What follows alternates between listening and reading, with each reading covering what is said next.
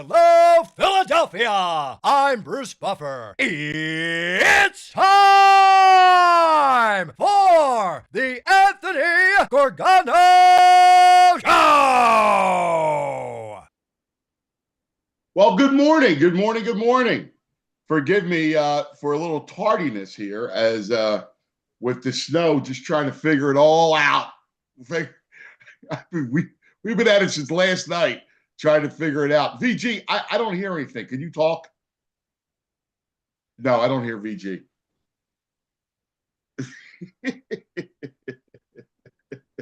VG, you're muted.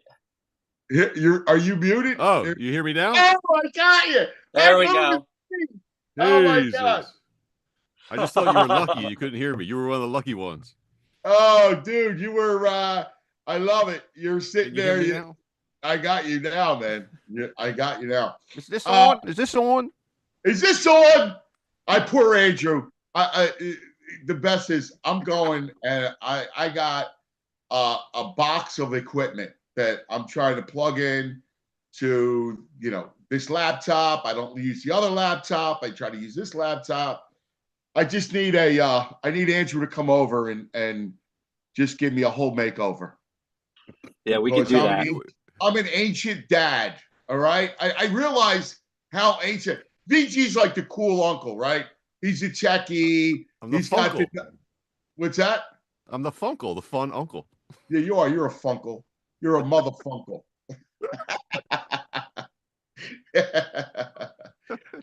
All I know is I can't wait till Friday. Is it Friday yet? Man, I can't wait. Are we getting ready for this parade? I can't wait for Thursday night, Thursday Eve, parade eve. Yeah, it's such a special thing. We've had so much fun kind of going through everything, reliving it, talking to everybody. I've made the rounds nationally to just talk about it. I actually felt bad for the Eagles who are in attendance because they've been all over the place, right? They were at Jimmy Fallon yesterday. A lot of the guys, a couple of guys had dinner in New York at friends of mine's restaurant, and then a couple of guys were obviously at the Sixers game last night. So it was champs watching chumps. Did they play? They played last night. Well, the Eagles were there, so that was good. I had to do a double take because I kept looking at the box score, going, "Is Maxi's got no points? What the hell?" Right? Like I kept looking at the box score going, he's got no points. Wow, he finished with 5 points. I actually didn't watch a second of it last night. Well, you finished with 5 points? Dude, Embiid pulls the Simmons. Did you see that? No. So wait, it's worth talking about because the Eagles were there, right? So it's the whole Super Bowl motif. Everybody's excited, the whole thing. It's the Raptors are horrible, right? And this Sixer team, they just have no chemistry. There's nothing. They don't go together at all. They're just a horrible watch. I got to tell you, I haven't been more disgusted. Thank God the Eagles won it because the greatest shelter on the planet is the Eagles for the Sixers. The greatest shelter ever. The end of the game, Sixers are down, and Embiid has a wide open top of the key three. Now, he hadn't been shooting it well. I think he was 1 for 5 or 1 for 6. He's got a wide open look. Instead of shooting it, he tries to take it to the basket, and he gets stripped, turnover. Oh, it's torture. If I got to see Quentin Grimes just jack up another shot, dominate the basketball, I like Daryl Morey. Forgive me on this tangent because it's so annoying. But Quentin Grimes does not go with Tyrese Maxey. So, Morey is looking for someone that can be a volume scorer because Embiid and George are never in the lineup. So he has these players that that just don't fit. So when they're all playing together, it doesn't fit. Like what should happen is it's Maxey, George, Embiid, and 2 defensive role players. That's it. Right. But because those other guys don't play, he now is panicking and he goes getting Quentin Grimes and just slop. It's just horrible basketball. Grimes played 35 minutes. Wow. Yeah. +8. And he doesn't go with Maxey. He dominates the ball. Maxey's got to have the ball. And he's got the ball. And you said there's no chemistry. I mean, it's impossible to have chemistry. They play so infrequently together. It's just never going to work. As much as I detest Nick Nurse and Nick Nurse's coaching, because I just don't understand his rotations, everything.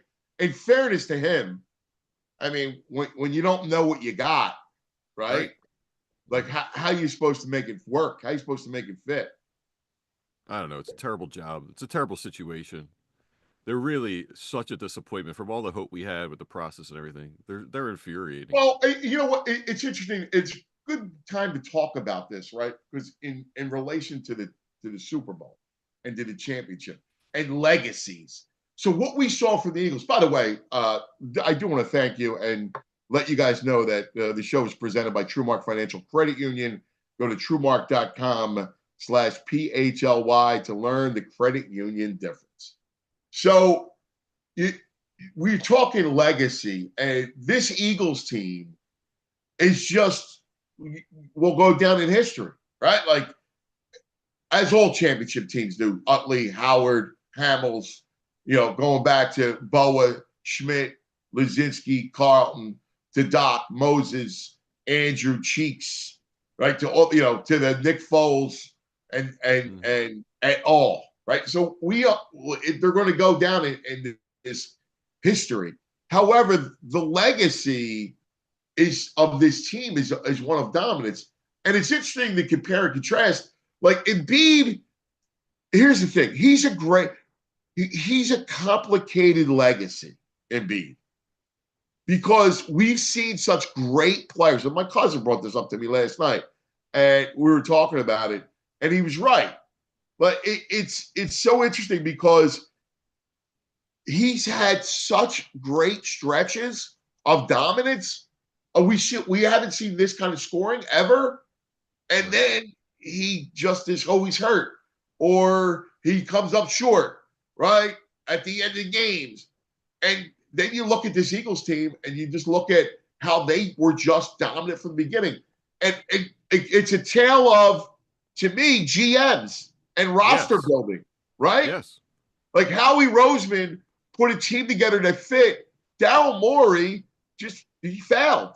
They all failed, right? I know Daryl came in with not the greatest cap situation, but Howie, when he was rebuilding after Carson Wentz, not a great cap situation.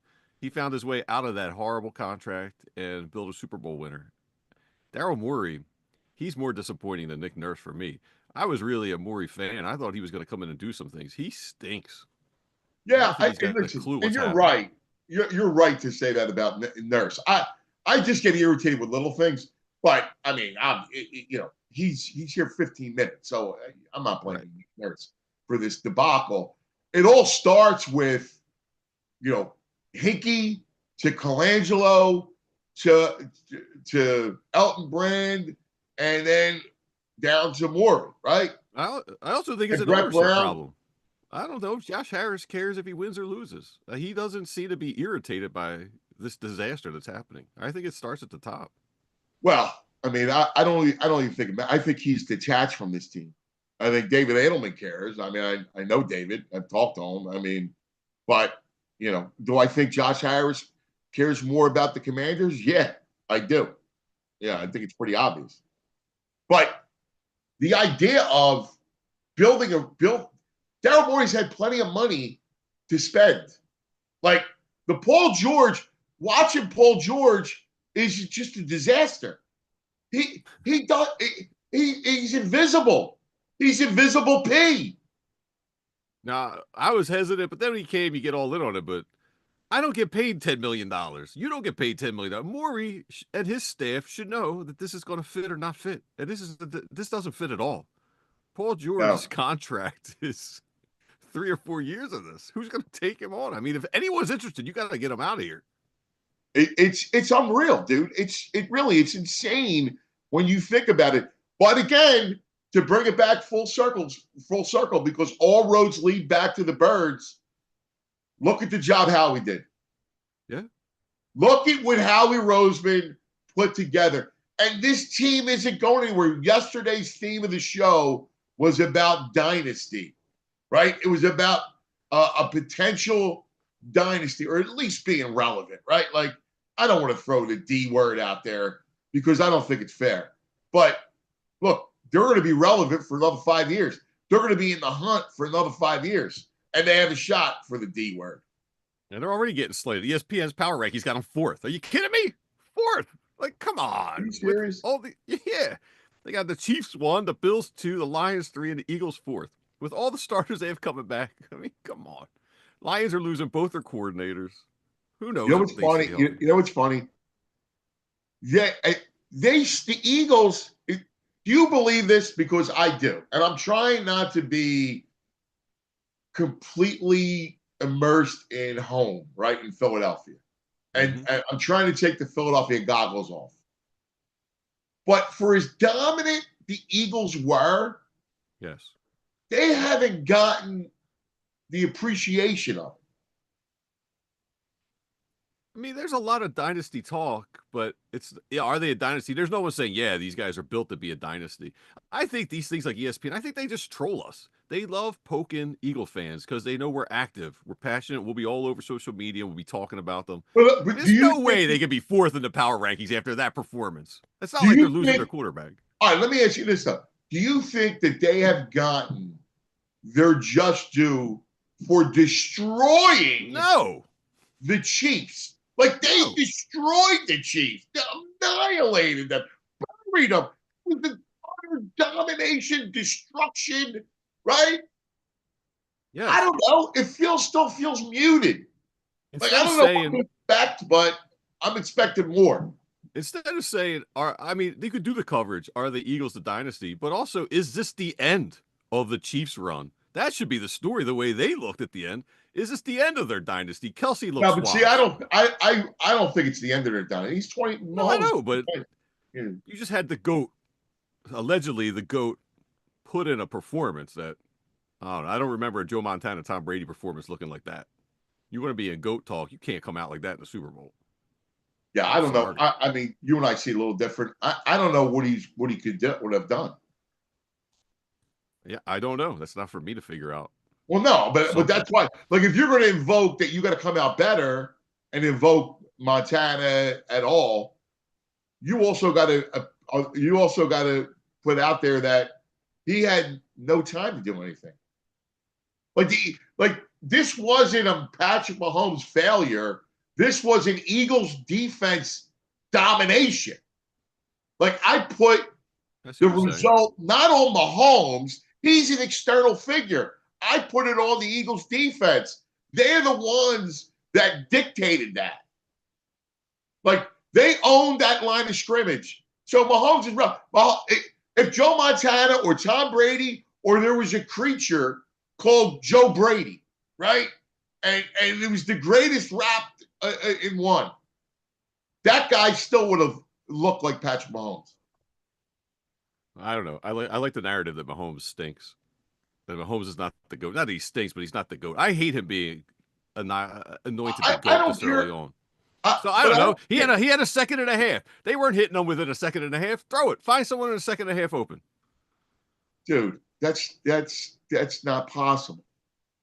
It is in my head. Let me be the fan. Let me be the Eagles fan. No, but you're slighting the Eagles by doing that. You think? Yeah. Yeah, like, you're making it about Mahomes failing. To me, it's not about Mahomes failing. It's about the Eagles defense flexing. I get that, but I just want to hear a little. I want to hear a little national story. about how bad they looked, how bad the Chiefs The looked. Eagles made them look bad. Forget about I that. understand. I understand that. Who cares about the Chiefs? The Chiefs aren't the story. Patrick Mahomes not the story. The Eagles are the story. Well, they're telling you. I mean, the stories are they a dynasty? So they're kind of covering that nationally. But No, no one is but you're saying, not yes, they talking are the about- dynasty. Okay, what I'm objecting to is they haven't given the Eagles the flowers for the dominant performance. Well, no one's Like, calling it's them. more like, oh my God, I'm shocked. Well, look at the front. Look at the Eagles. Look at the line of scrimmage. Like, I mean, we you're right in the saw sense the that- 85 Bears. We saw the 2000 Ravens. I don't hear talk like that other than us. That's what I was going to say. No one's calling them the 85 Bears. No one's calling them the Ravens. You're right. And that's a slight. Completely. I mean, there were the Broncos defense against Cam Newton in Carolina. But even more dominant. This isn't Cam Newton. This is Patrick Mahomes and Andy Reid. Yes. Yes. That's why Feels so I'm good. objecting. It's still not enough. No. They need to genuflect. They rank them fourth. Fourth! Right. Come on. That's insane, VG. I find it ludicrous. All right. Tell people about some Glatt. Oh, I'd love to because, if I could save some people from going bald like a cue ball like I am, why not? I don't want to see anyone else as bald as me. So, if you're thinning out, if you're receding, Glatt Hair Restoration by Morgenstern Medical is for you. Check them out. Established by the late Dr. Paul Glatt, now part of the Morgenstern Center. Doctors Glatt and Morgenstern, they shared a remarkable bond. They were friends. They worked on research projects together. They worked in the operating room together. So it just makes sense that the transition and what's going on is all that seamless. So what makes Glatt Hair Restoration by Morgenstern Medical better? You get the same peerless approach to care and the same unmatched Glatt system. Each member of this exceptionally trained team brings 30 plus years of industry experience in hair restoration. That is all they do. Glatt Hair can help during all stages of hair loss with leading-edge treatments for prevention and restoration, including laser light therapy, non-invasive TED treatments, and each patient, you receive a complimentary one-on-one consultation to pinpoint the best course of treatment. They can help you. They'll let you know. If they can't, and you're too far gone like me, they'll also let you know. Caring patient advocates work with you from your first phone call to your last follow-up because they know this is an emotional and challenging time and decision. So they're here to help you make the experience simple and stress-free. Glatt Hair isn't just about restoration.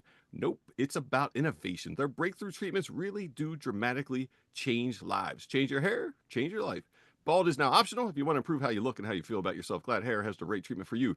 Regain your confidence. Visit glatthairmctr.com or call 610-980-4000 to get started. I like it. I like it. I like it. I like it. All right. What's that? I say Glatt. Glatt.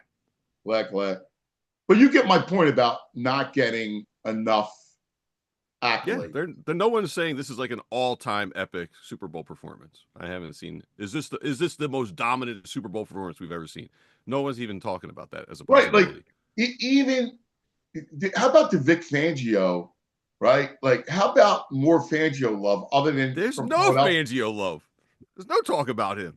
Right, he turned around a defense with that epic collapse in 1 year with a bunch of rookies.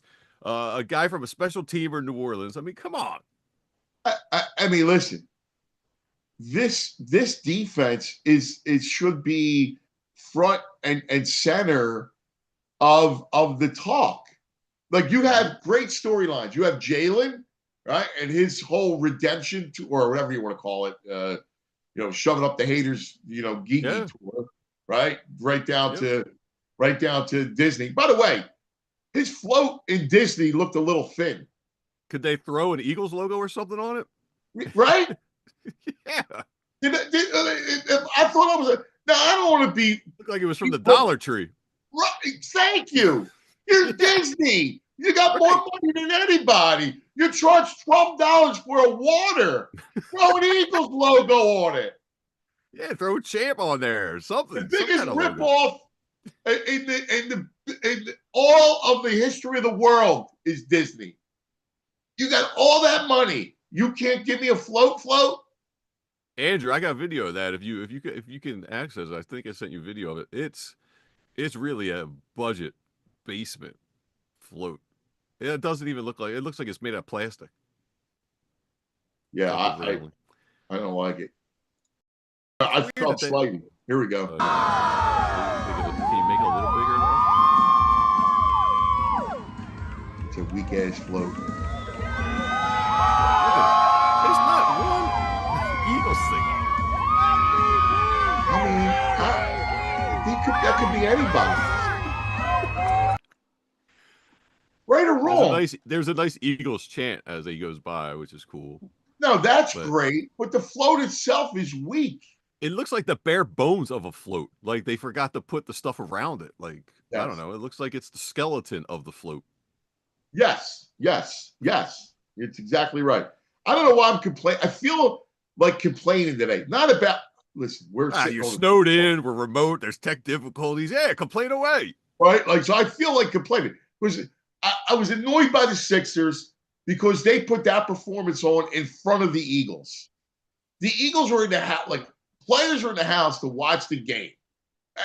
Show up. Show up. Right? Yeah. Dogs. I mean, yeah, I don't know how you watch them. You really should do your health, your mental health. I watch every freaking game. Every game. No wonder you're miserable. Yeah, well, I'm not. I'm thrilled. I'm thrilled. I'm happy. You sound it. But no, I mean, you know me. You're right about the tech difficulties to start the show. Got me off on the wrong foot. Only because of it's my fault. It's my own limitations. Like, I tried doing this last night. I thought I had it figured out. And then this morning, I'm going through with Andrew. I'm just an idiot. You were moments away from throwing your laptop against the wall. Andrew had to walk you off the ledge.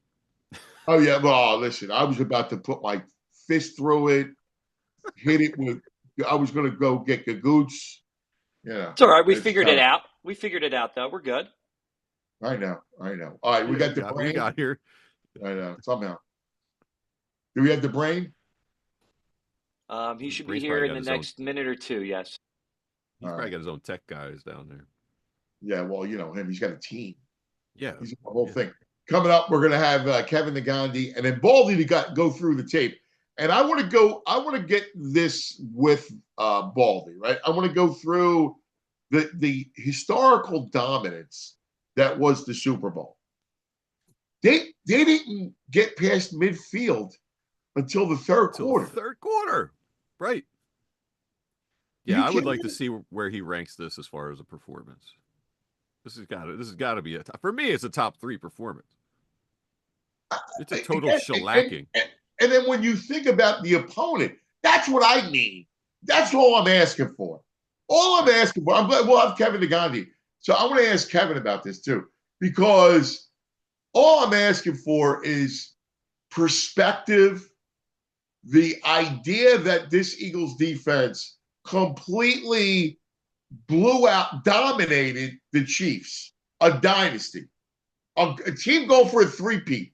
And listen, you remember I texted like almost, I guess it was over 100 people in the league. Yeah. And you remember that day? Over the weekend, I did it over the weekend on that Monday. I talked about it. And everybody said the same thing. Well, Eagles are better, but Chiefs have Mahomes, Andy, and Spags. Right. Right? Didn't help. I mean, Spags think about kind it. of did his part. Right? Yeah. Didn't help. It's crazy that they didn't cross midfield. They didn't cross midfield. How nuts is that? That's insane. Yeah. I mean, that's one of the all-timers. It's still just not even real. I mean, it's settled in, but like I did like the audio of the Jalen Hurts where they're like, please welcome and the quarterback of the Super Bowl champion Philadelphia Eagles. It's like so nice to hear that. So infrequent. Dude. I know. I know. When we say it, it's one thing. When you get people from other cities saying it, it's nice. It is. I don't know. Sometimes don't you have to pinch yourself that we have seen 2 Super Bowls in this short a time. And who they've beaten. It's ridiculous. It is. It's insane. It's unbelievable. And I mean, they're a questionable call from 3 Super Bowl victories in 7 years. That's pretty wild. Dude, that you're right. You know, there really shouldn't be any sort of, you know, three-peat because the first one shouldn't have been. Yes. That guy, he's back again. We're going to be honest about it. He's still around for like a 10 mil dead cap hit next year, Bradbury. Right? But yeah, I mean, they should be three championships in 7 or 8 years. It's anyone who's over 30, it's mind-boggling what's been going on. It really is. It's so great. Oh my God. It's so great. It's something that's so special. And again, like, you know, when you compare it to the other teams, and, you know, I was just talking about the Sixers thing, and I expected them to win. I mean, honestly, I thought that they would win. The Sixers or the Eagles?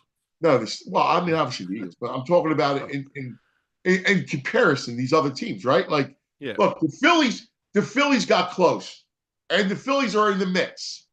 Phillies go against the Astros, they're close.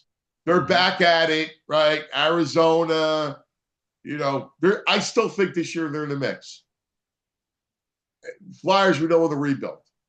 But I expected the Sixers, and meanwhile, it's just been, you know, this Eagles team putting together something and just being relevant year in, year out. It's truly amazing.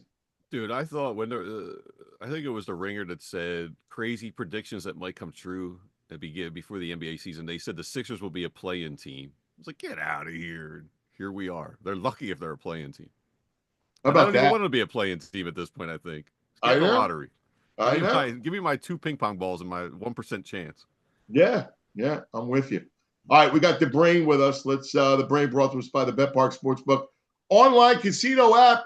Good morning, Brain. Brain. Red, the Brain Finder. What do you say, buddy? You're muted, my man. Oh, okay. I am muted. Why am You're I good muted? now. We got You're you. good. You're good now. I'm good? Yeah. Okay, I was going to say, did you enjoy that Sixers game last night? Oh, you're trying to get them wound up again? Dude, I was freaking out about it. Here we go. The Eagles are in the house, and they play that game. It beat Paul Simmons. That, I got to be honest, I had probably like 4,000 people send me that Embiid thing last night. That was, I don't even have a word for it. I don't have a word for it. I really don't. It's, you know, it's funny. Like, it's upsetting because, again, always been a huge Sixer fan. I know you're the same way, Anthony. And just seeing, if you look, Anthony, you're a great writer and opposed to being a great journalist. You're great everything. You know what I mean? Like with anyone media, you're awesome. And if you were writing a script it was like a horror movie about the 76ers in 2024, 2025, I don't think on your worst day you could have come up with something this bad. I don't even think if I don't think anything could have been this just disgusting and awful and just downtrodden. I don't know, man. Like this to me is just a situation where I'm like, what's ever going to change here either, right? Like I don't even know like what I would do to fix this if they ever can fix it. I don't know. Well, you know, he's panicking. Quentin Grimes does not go with Maxey. He dominates the basketball. Maxey's not involved. Did you see that? Yeah, that was his worst game he's ever had. Yeah.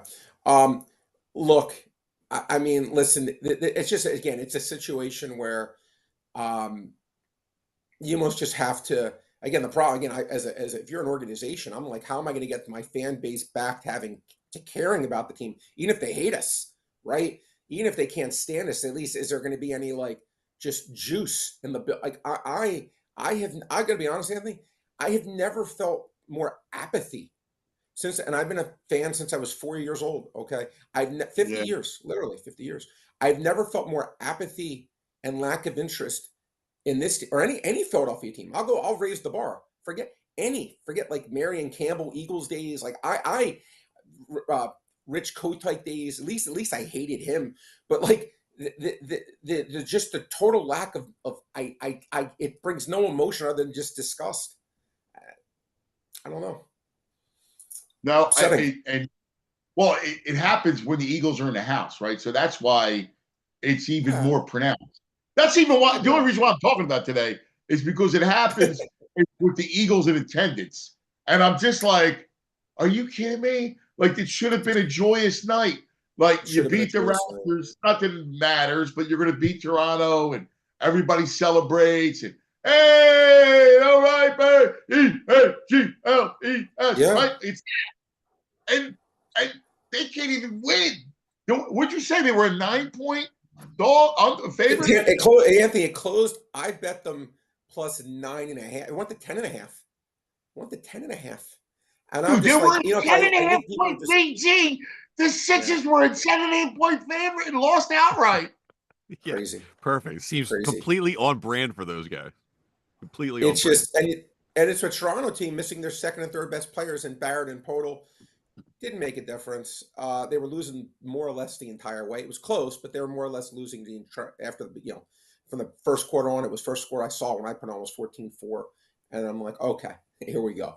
And it's just man, as I said, and look, Daryl Morey gets paid a lot of money to fix these things. Look, again, I always try to be fair. I think, by the way, I'm wrong at times. So I'm not a know-it-all kind of person at all. So I'll be honest, like the Paul George thing, I'm like, okay, I can get Paul George for free. I know you weren't as high on it as I was, Anthony. Say you've been right would be the understatement of the decade. But I don't think I got it too. Like, I mean, what are you going to do? Not spend the money? Like, right? That's what I was right. And again, I just didn't think it would be. Even if you just didn't like it, again, it's become like when you always read like.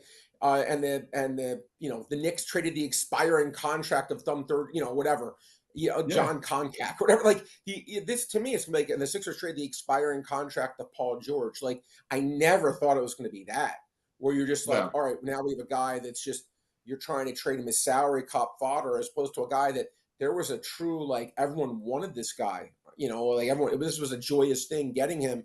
Kind of reminds me, when the Flyers got Chris Gratton back in the day or something like that. It's just, or Bizgalov, you're just like, okay, this is cool. And then the guy plays, you're like, whoa. Is this what the back of his hockey card or back of his basketball card look like? I don't think so. Right. And I just don't know where they go from here, because in the NBA, when you mess up, okay, when you make a mistake, it's not like the NFL where you can kind of get out of purgatory. This isn't like a sprained ankle. This is brain surgery. Okay. This is like, how are we going to really correct something that I don't know where I would begin and how I would even do it. I think this is I'm sure they're thinking we're going to run it back next year and Embiid will be healthy. I'm sure they're just drinking, from a clear point of view, like we're going to just fix this on its own merits, but hope so. I don't know. I know. I hear you. Hey, buddy, we're kind of rushed a little bit on time. Sure. What do you got? Anything tonight? I'm going to give you a couple games. We got the Four Nations. NBA, I like the Knicks laying 7.5 against the Hawks team that, to me, Anthony, don't love the Hawks. Hawks have some injuries. I think Knicks laying 7.5 is cheap. I think they win this game by double digits. Anthony, let me ask you a question. When you see the Knicks, the Bulls lose by 70 points last night, who's going to back the Bulls getting 7 at home against the Pistons? Yours truly is going to do it. I'm going to say, you know what? That 70-point loss last night, we're going to get a little bit of a bounce back from a Chicago team that's not good, but I think that is too high of a line. I will take the 7, and I'll give you a prop. Denny Avdija of the Portland Trailblazers, 4.5 assists, too high. He averages 3.5, 36 and 15 at the under. I don't think he gets there. Ray, the Bulls got outscored 71-29 in the first half. I don't think is that the NBA history the worst ever? I'm not joking. I had it. 71-20. At one point, I looked up. They had 4 points in the second quarter with like 2 minutes to go. Look, maybe you know what it was, because it was like maybe they put on their Sixers jerseys or something. I don't know, but it was just look. I mean that was just I mean, but I'll take a chance on the bounce back. Getting again, teams have it all the time. You look good one game, look bad the next. 7 points. I think this line was just 5. Yeah, 5 yesterday. They're giving me 2-point bump. I think the Bulls have to come out a little more motivated. I think the Bulls wouldn't even shock me if they win this one outright, but I think they keep it within 7. I like it. All right, there you go, Brain. Hey, Brain, before you get out, Yes, here, the chat they hopped on the Zach Edey pick last night and cashed in, so they want to say thanks for that one. Oh no, Brad. Listen, he had 9 rebounds. We got there again. He was averaging 9 the past few weeks or so. And I also think Trae Young goes under 26.5 as well, guys. Trae Young under 26.5. The other night you had John Collins over rebounds, that cashed. Yeah. You had the Raptors, that cashed. And then you had Michigan got there. Michigan won last night. Yeah, Michigan. So it was good. He's on a heater. You're hot, dude. Well, only as good as your last day. I knew that as good as anyone. So any college basketball? You know what's funny? I got a late start today to my day, and I have just about, Anthony, as soon as I'm done with you, I was going to go over all the college stuff. Had not done a deep dive on it yet, so I don't want to be disingenuous and give something a half blank. All right. Well, if you stumble across something, I'll send you a text to the people. All right. I'm going to do that. Literally, I'm going to do it right now. So I'll let you know. People love it. All right. Let us know. Thanks, Brady. Good guys. Let's see you tomorrow. Rain brought to us by the Bet Park Sportsbook online casino app. Good college name. St. John's Nova. I was gonna say it pains me, but I think Nova might be a live dog tonight. That line's looking awful thin because St. John's been playing really well. Oh yeah, they're the whole Patino's story, man. Yeah, the line's down to like 1.5. I think it looks like a Nova line. You know, it's pretty incredible. All right, without further ado, we can't wait because I know he's over the moon. He's one of our favorites every week to talk to. We love him. The family's crazy. He's crazy. He reps us every day on ESPN and ABC. He's the great Kevin Negandhi. Kevin's not here yet. Oh, all right. Oh, I'm sorry. Yeah, he had Coop on last night on ESPN, 6 o'clock prime time. I saw that.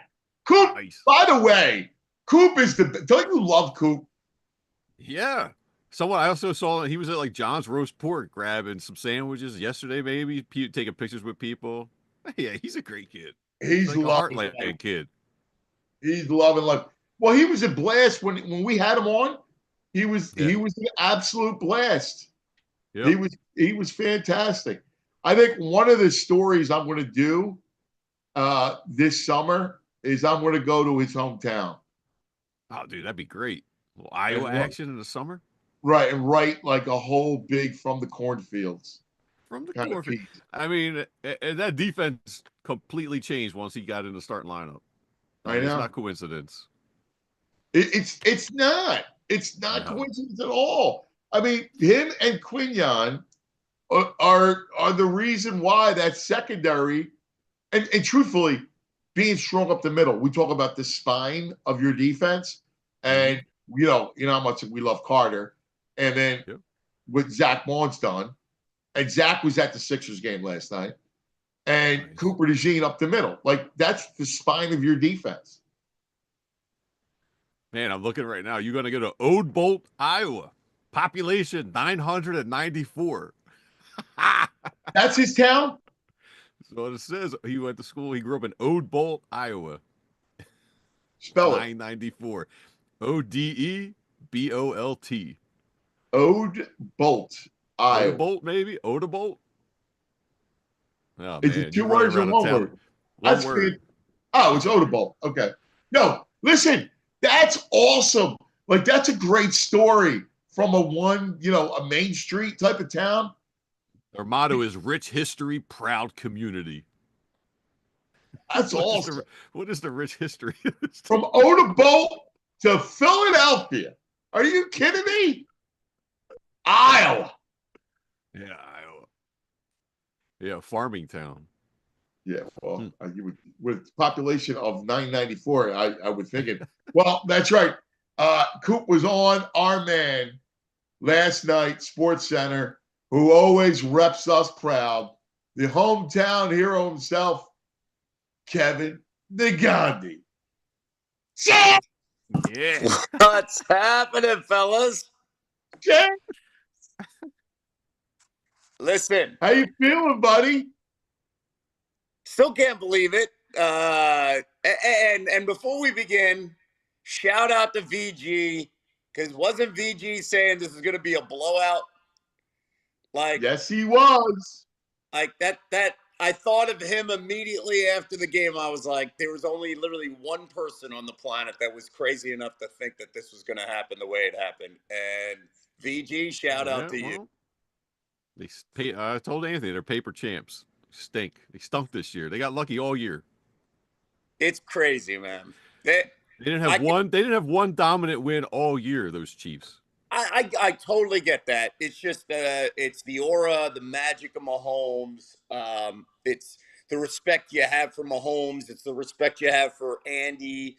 It's the respect you have for Spags. I do have to tell you guys, and I've told this to a couple people.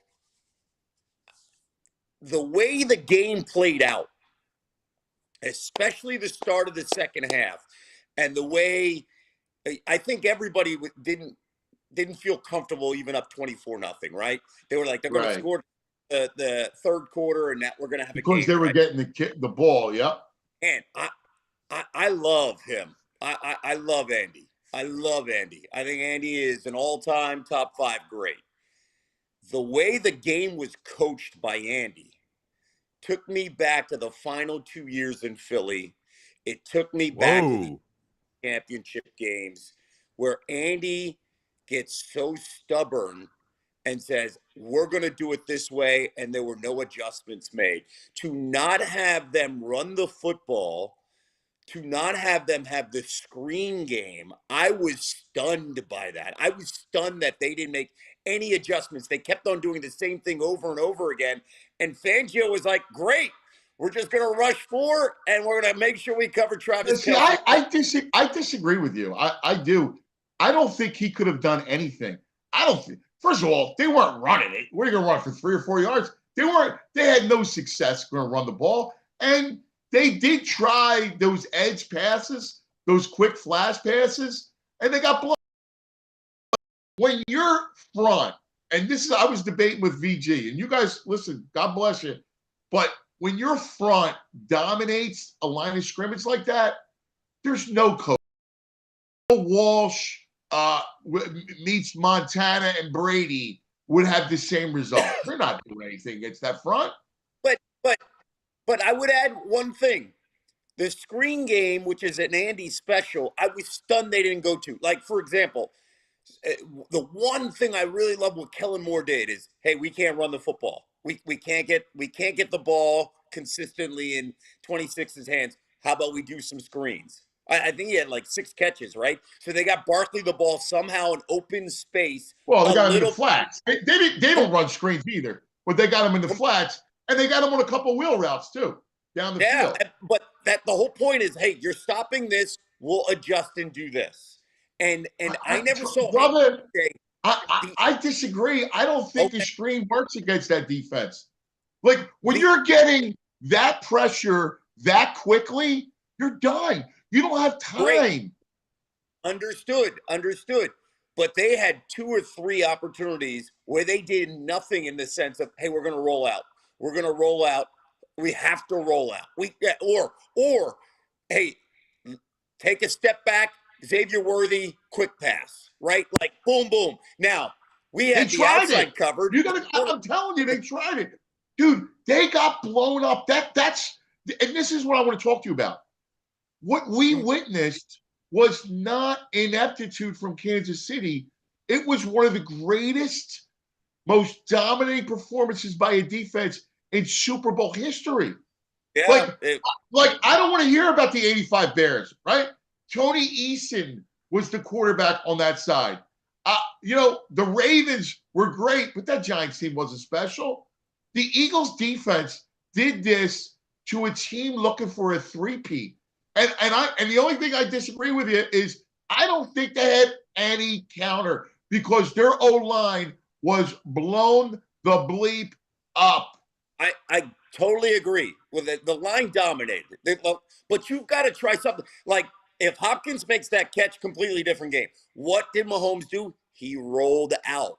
When he could try to roll out, and at a certain point, you know, and you got to. Well, you want to go watch the tape together, go through it. Because I charted. I'm sure you charted. I charted, and they tried to move him. They tried to do a sprint out. They tried to do a quick hitch. Nothing worked. Like nothing worked. But and even if Hopkins makes that catch, I'm telling you, that's a blip. It's simple that the Eagles' front is X, and X dominates Y. Totally get it. That's it.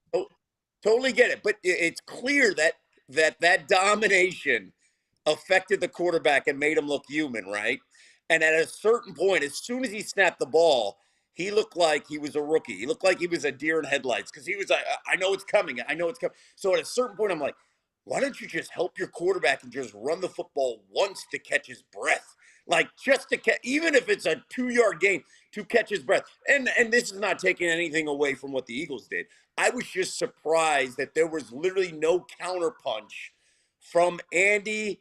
I also think you need plays. They didn't have enough. They didn't run enough plays. Like they didn't miss midfield.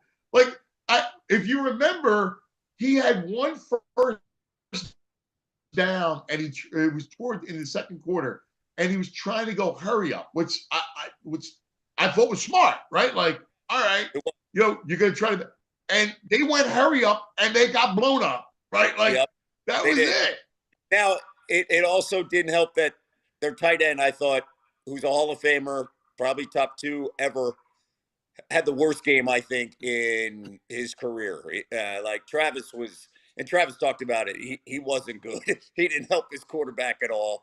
And you could see the one thing that I talked to a couple of people that were there. They told me, they were like, Kev, the craziest thing was by the 4th drive, the body language of the Chiefs was demoralizing. Like they all would come out of the huddle and it was just like, to your point, and we don't have an answer. And this ain't, whatever we're about to do is not going to be the answer. And it just shows you that, gosh, that freaking pass rush. It's the greatest first half, I think, in Eagles history. We're watching the game with my kids, and at one point, the third quarter, I told them it won't get any better than this. For the rest of your life, you're going to be comparing this team and this game to every situation you watch a Philadelphia sporting event. I felt that way with the 83 Sixers. For the rest of my life, I compared every team with the 83 Sixers. I was 8 years old and all that stuff. But from there on out, that was the bar, no matter what. There's a generation that compares the 80 Phillies. There's a generation that compares the 2008 Phillies to every Philadelphia moment. There's 2017. There's a whole new generation. I think across the board, every single generation in Philadelphia that watched that game will compare this performance to every single thing they see from here on out. Yeah, that's Hembo at ESPN, to put it in perspective, when the Chiefs got the ball for the 10th time, there was 2 minutes and 40 seconds left in the third quarter. Eagles are up 34-0, 299 yards to 65.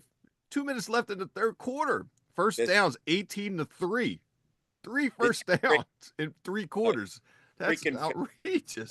Well, and this is where I do think, and Kev, you know, I saw there was a close-up of Andy on the sidelines, and I know the guy really well. I saw worry. I saw concern. I saw he was like, oh my God, we can't do anything.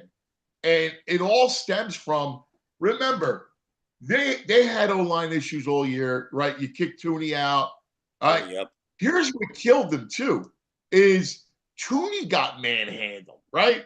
So now you were weakened with Tooney. He was trying to take Jalen out of it, and Jalen was still getting penetration up the middle, right? Which is amazing that he. Yep. So Mahomes is pirouetting, and he's got nowhere to go outside. Baldy calls it the cage, right? And then Carter's pushing inside. You got 3 rushers on his right. He's dead meat. Like, he's got nowhere to go. It's one of the most. I'm still like gaga about it because we love defense, Kevin. You love it. This was unbelievable. That's why I'm sensitive to the fact that I heard everybody, all the national people, wow, Kansas City. This was not a Kansas City story. This was a Vic Fangio Eagles defensive story, and it was a story of dominance that you've never seen before in a Super Bowl. Yeah, I mean, and moving Tooney from guard to tackle, he looked completely out of place, fish out of water. Yeah, it's the small little things too, and like Baldy broke it down, that blow up that Nolan Smith had that you won't see in the stat box in the pulling guard. I mean, he just blew the dude up, like just blew him completely up, and then that allowed everybody else to eat, right? And Josh Sweat talked about this early in the season when they were 2-2. Remember that Bucks game? And Sweat had this quote, and I was like, whoa, what's going on? Where he's just like, we're not doing our jobs. We are freelancing too many individual people doing individual things. And that was the perfect example at the end of the season where Nolan Smith's just blowing up a play and doing his job. Jalen Carter's just blowing up a play, doing his job to free up everybody else, to free up Sweat, to free up BG. Everybody's just followed their lanes the entire time. And when you do that, then you get the team effort. And you're right. Like, completely agree with you. I didn't want to make it sound like, hey, this is an Andy debacle. I was just surprised. And it just shows you how amazing the defense was, that I've never seen that in Kansas City with Andy and Patrick Mahomes in my career. I was just so surprised how every single play they owned, they dominated. All 11 guys did their job. And we had Cooper DeJean on yesterday. He was great. And we were talking about it. That was fabulous. He was so good. So good. There were a couple clips that we couldn't it was like a 10-minute interview that we aired like 6 minutes of it. And like we talked about Fangio, we talked about how great the Eagles team was, and some of that didn't make it on the air. He was just great talking about it. And at one point, in the back of my mind, I was like, man, this kid is only 22, and he is at the peak of his career, because it doesn't get any better than playing a game like that with the head of your defense, making sure everybody's accountable. Like, that's a credit to Fangio, man. It's a credit to everybody on this team on getting on the same page. Nick deserves his flowers. Sirianni had them ready to go. I'm still blown away by it. And I'm with you, man. I've watched it so many times. I've watched so many highlights. I've watched every breakdown. My wife last night, I came home after doing basketball, and I couldn't sleep. And she's like, what are you watching? And I said, I'm just watching every single Super Bowl clip that's coming on my social media. I kept on going. I was like, I can't. It's still surreal to me. And man, I don't know, man. It was a masterpiece by Vic Fangio. Let me drop this on you about the Cooper DeJean effect. There's someone in the chat who has said that their cousin owns a farm and a bar in Iowa, and 350 fans were in his bar, and they were all Eagles fans. The Cooper effect is turning Iowa into Eagles country. That's amazing. And the town he's from is Odebolt, and it's the popcorn capital of the world. So how it goes, like less than 1,000 people there. My first job was in Ottumwa, Iowa. And I had to learn about these towns in the heartland of the Midwest. What they do is they don't have enough to field a high school team, so they take multiple towns together. So you have 4 towns, and then they create a team, like a high school team, like an all-district team or whatever they label it in Iowa. So when you talk about 300, that's probably coming from multiple areas, and they're all converging. And he was a superstar back then, and Yes. an Iowa high school legend, and of course, You know what? I can't believe you're saying this. I just was talking about it, that I'm going to go out there to do a story, and I'm dying to go. I want to see it, right? Because I want to see it and feel it, and juxtapose it with the Philadelphia backdrop, right? Like, I used to cover. I mean, how awesome! I mean, you live there, right? Like, you saw this stuff. Like that vibe is an awesome vibe. Like, years ago, I did a story on Valpo when Valpo and Homer Drew, right? So I went to Valpo and I rode the bus with them to the regional St. Louis and did all this stuff. And so there is a thing about those small town people. And Cooper has that trusting, I'm loving life.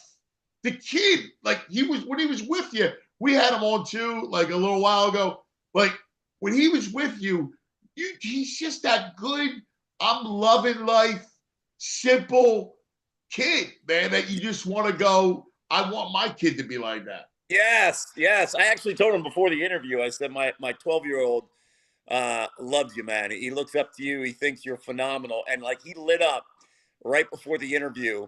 And, like, he was just, the best way to describe it is that he's a pro, he gets it, but he's still a kid, right?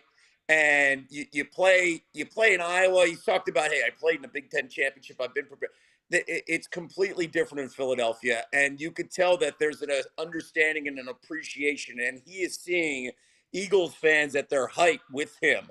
And there's a charm and a romance that, whether he understands it now, he'll appreciate it later. He's going to have for the rest of his career in Philadelphia, no matter what. He's going to have these connections and these ties and this understanding. And him and Quinyon, same deal. They're going to have the same, like, understanding and relationship for the rest of their lives with Philadelphia fans, no matter what. And it's pretty damn cool. And guys like Jalen Carter, too, they come from these small towns. Nolan Smith, they come from these small towns. And they get a taste of it at Georgia and Iowa, big-time football. But, man, and I can't wait. I can't wait to see the camera shots on guys like Cooper and Quinyon and Jalen and Nolan when they see 1 million people on Broad Street. That's Friday. I cannot wait. Yeah. Like, you play in front of 70,000, 100,000. You could deal with it. But 1 million people on Broad Street, and you're going down. That's what I can't wait to see. Like, that little Iowa, like, high school phenom is now celebrated as a superstar. Same with Q from, Ohio, the guy that decided, I'm not going to go to Alabama. I'm coming back to play at this small school one more year. And then like that's what I can't wait to see. That's what's going to be really amazing. Dude, that's a great point, man. It truly is. And then you also brought up the byproduct of these players from these small towns and, everybody becoming an Eagle fan. And like, they showed Australia, right? Because of Jordan Mailata. Yeah. Right? Like, we know our friends from London who have the Passyunk Avenue pub. There's a friend of ours in Japan that's got a Philadelphia cheesesteak place. Like, from the world to these little outposts in the country, it's freaking unbelievable and cool as can be that they're all, like, in love with our team.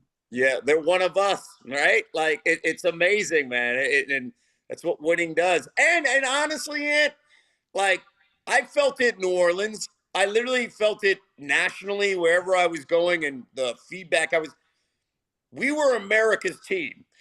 because they Yes. didn't want to see the Chiefs. And we were America's team in 2017, 2018 because they didn't want to see the Patriots. Like, in that one window, every Bills fan thanks us. Every single Ravens fan thanks us. Yes. Like, Yes. Yes. you don't understand, like, the Chiefs' domination extended so much and so far that everybody wanted us to end whatever this run in this conversation was. And even a small other thing, too, a little wrinkle. I've talked to so many Giants fans who just say, I'm so happy for Saquon. We were rooting for the Eagles because of Saquon, because he deserves it. So you have that extension, too, which I've never thought. But guess what? When the Giants play the Patriots twice, deep down, I didn't want the Giants to win, but I didn't want to see the Patriots go undefeated. So Yes. I was really happy, right? Like, absolutely. So You're so right. The year the Tyree helmet catch. Yeah. I remember going, I think I want the Giants to win. Yep. Yeah. And I was no other reason why. It's just because you wanted to see the other team to lose. Right. Exactly. Exactly. Yes. It wasn't. Yes. Yes. And so no matter what, we did a handful of fan bases a solid. they were excited. And you know what?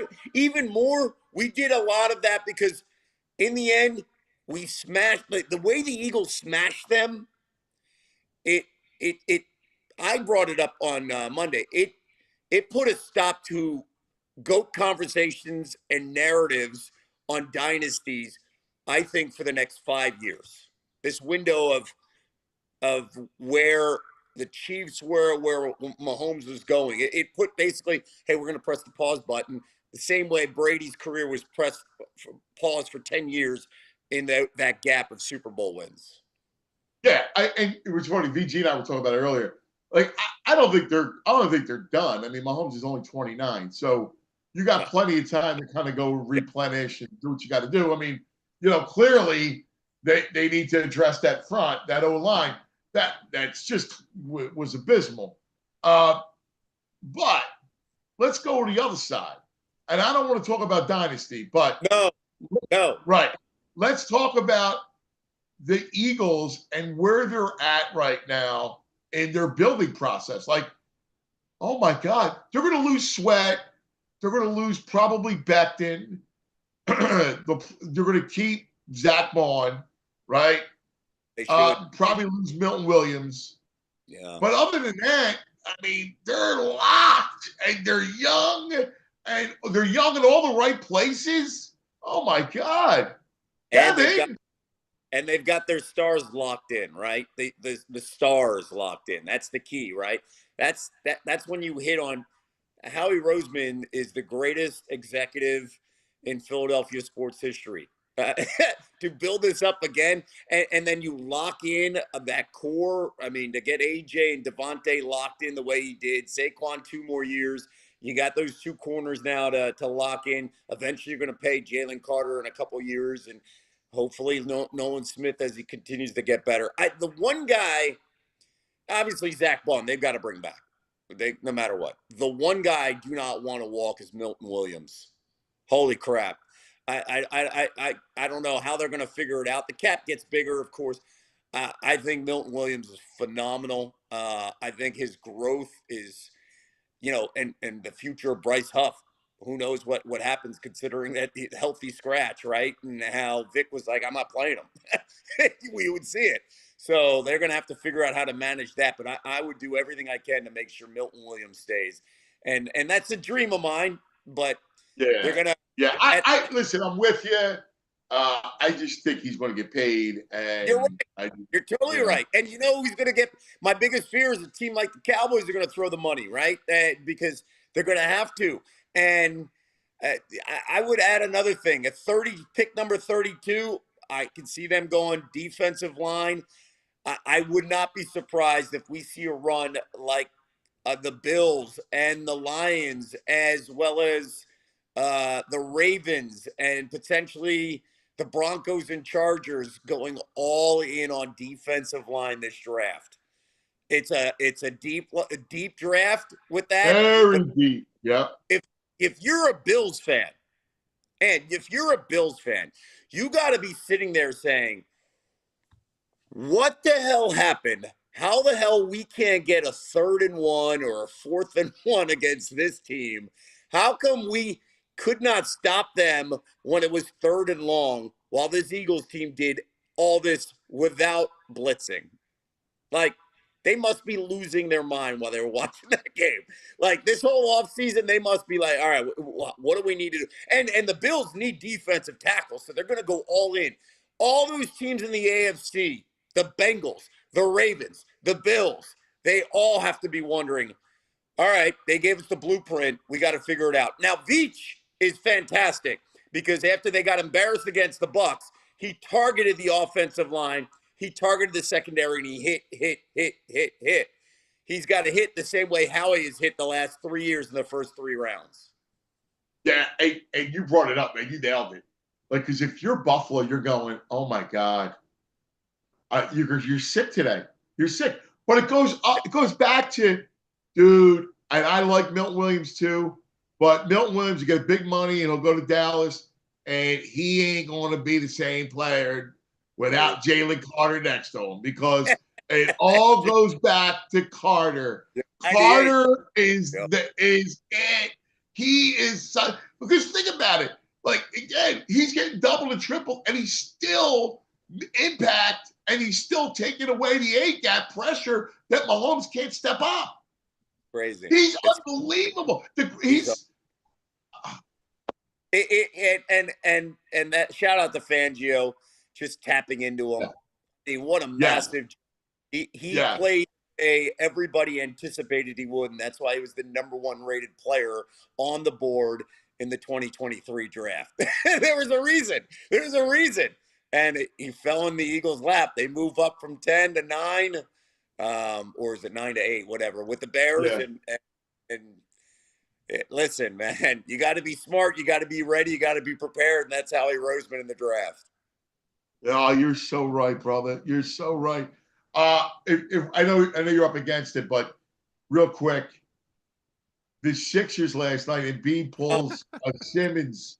You see it? And don't bring them up. I can't do it, Brent. Don't. But the Eagles were in attendance. Zach Vaughn is in attendance. All right, chance. Yeah. It was chance watching chumps. And the scary thing is that big three when they come back when they play together. They lost to the Pistons when the big three our big three was playing, and they had no Kate Cunningham, and the effort was abysmal. You're going to get me started, and I feel really good about the Eagles, but we'll get this out of our system. And then they lose to the Bucks this weekend with all those guys playing, and they don't have Giannis, and they get embarrassed. And then last night, I mean, listen, and Tyrese Maxey is allowed to have a bad night. I'm going to say that. I will give him the pass because the guy does it every single night. He shows up and he carries everybody.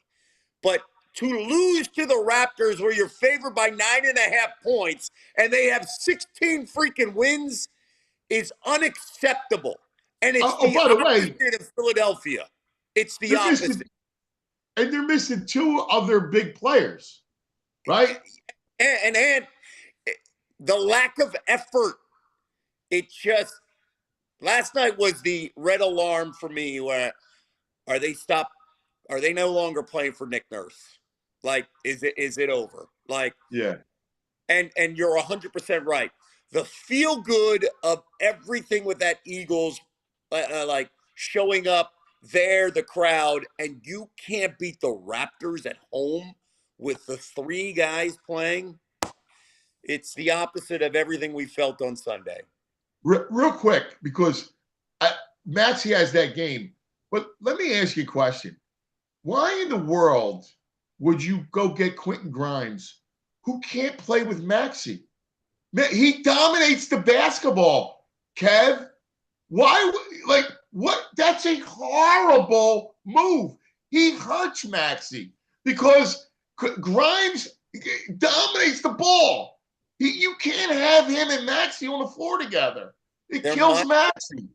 I think the Sixers' mindset during this trade deadline was we've got to infuse and get younger and younger and younger. And I don't have the bandwidth or the emotional spectrum to handle the highest of highs and then talk about where we are with our basketball team. I know. I just had to bring that up because I'm looking, and you see what I see, right? Like Quentin Grimes, Grimes does not go with Maxey. Like Maxey has to have the ball, not Grimes. Yes, and it's a lot about fit. I don't have the bandwidth because if they don't want to expend the energy, then a piece of me is like, why am I expending the energy right now? No, you're right. Right. Apathy. Yeah. It is apathy is set in, and that's a scary thing. That is the opposite of what every single fan in any sport wants. Every single fan wants just hope. They just want hope, right? And this is the opposite of that feeling. And I didn't think we'd be having this full conversation on opening day when we talked about it in Philadelphia and we saw each other to where we are now. But you know what? Hey, it's the Eagles and we're Super Bowl champs. And we're going to ride this wave and we're going to float as much as we can all the way into spring training and deal with the Phillies' problems later. Right now, we're going to enjoy where we're at because everybody in the football space wants to be where we're at. Amen, brother. Amen. Champs, Kev. Champs, brother. It's been great. Love you, brother. Love you guys. Go Birds. There he is. Kevin Negandhi. Go Birds.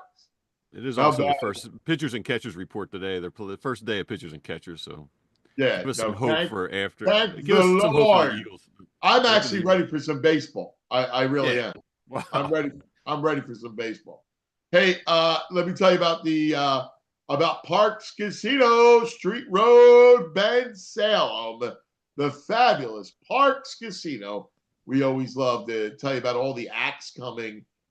Listen, we're going to have some downtime, right, with football season ending. So with that happening, you're going to need to go and something to do on the weekends. Parks Casino is always has it all right? Street Road, Ben Salem.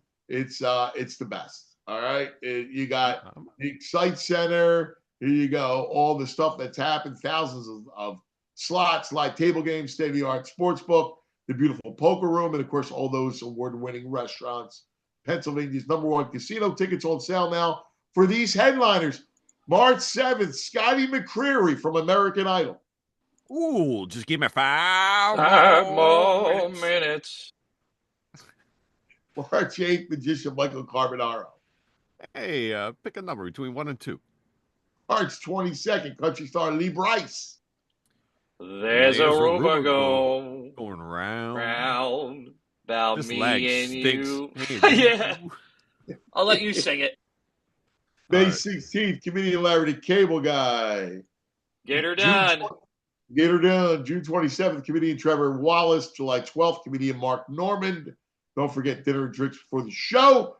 ParksCasino.com to buy tickets for all shows. Parks Casino, this is how you win. You got to be 21. If you have a gambling problem, please call 1-800-GAMBLER. All right. Also, my boy, one of the things that we just love, we were there yesterday, is Golden Nugget Jewelers, where Philly gets engaged. Valentine's Day is Friday. All right? Friday is Valentine's Day. Do yourself a solid. Head on over to Your Own. I introduced VG to Your Own yesterday. Great dude, right? Solid dude, yeah. Tons of good stuff there too. So, if you're slacking, get a little buzz on, go to parade on your way home. Stop by Golden Nugget after the parade. If you now they're the official jeweler of the Eagles, right? Like that's a real tag that they spend a lot of money for. So that's a big deal. And they got Eagles pendants and all kinds of fun stuff because I know your girl's an Eagles fan. She would love it. A little diamond pendant with our little eagle pendant, she would love that, right? Diamond earrings, they have it all at Golden Nugget Jewelers. And if you think about getting engaged, all the best designers, right? Tacori, Viraggio. He's got all kinds of settings. He's got all kinds of certified diamonds that will fit your budget. Put together a ring that's going to make her melt. GoldenNuggetJewelers.com. Golden Nugget Jewelers, where Philly gets engaged. All right. This portion of the show is brought to you by TrueMark Financial Credit Union. TrueMark.com/PHLY for the credit union difference. All right. Do we have the legend? We have the legend coming on, yeah. Is he here? He is here. Well, let me set him up. Needless to say, all right, we've talked about it. All playoff run, the 4-0 prediction from Baldy, and now he's watched the tape. The Baldy breakdowns firing from the bowl have been incredible. And my hunch is he's going to disappear for a little while. So make sure you enjoy Baldy.